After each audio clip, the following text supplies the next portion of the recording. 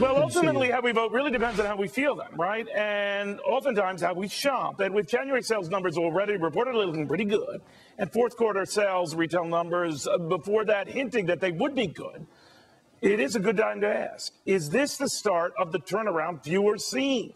Let's ask retail whiz, among many other qualities, Kristin Bentz. Kristin, what do you think? You know, you and I talked about this a few weeks ago, and I said it wasn't exactly time to break out the champagne with this 6% GDP number. Absolutely. We looked at consumer spending, which is what I look at as a consumer retail analyst. It dropped from 2.8 to 2.0. So I really don't think it's that great out there. But I agree with you. Mm-hmm. But it doesn't have to be that great as much as it has to be greater. But less bad don't mean better.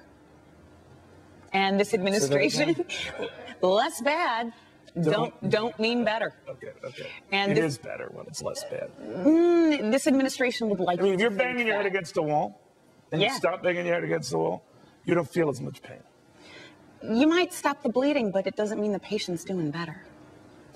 I think we went, of course, is my baby analogy.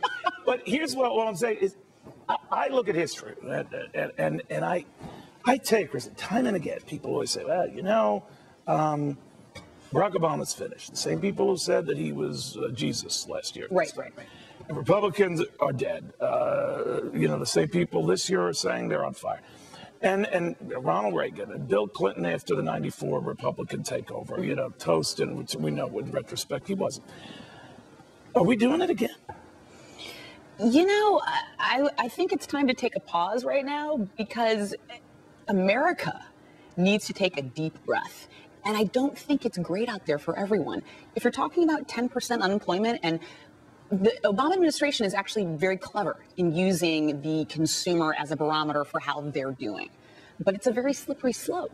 And in most states, you're looking at maybe even 17% unemployment. So you think people are still bummed out and it's still going to hurt the administration, any incumbent? Yeah. Enough to do what in the fall? Enough? Do I really want to say this? It's, you know, I would say that this administration is just as fragile as the consumer right now. How's that? I don't understand. I think that where America is and where the American consumer is, if it's getting better for people, I don't think it's getting better for Main Street. I think it's getting better for folks at Goldman Sachs. The very party they threw out last time for not getting it done, yeah, they'll usher back in and give them a second shot. Absolutely. And if you look around and if we look at tea parties and look at what's going on in this country and folks that are stepping out of the limelight and folks that are getting into the limelight. So you predict a Republican landslide? Absolutely. All right. I am going to bet you. My conventional bet is always food. You obviously don't eat. So I think this is safe for me to say.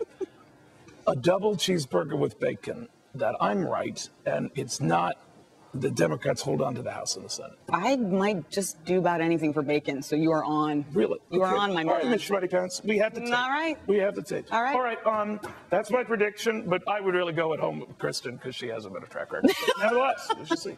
Thank you, Kristin, very, very much.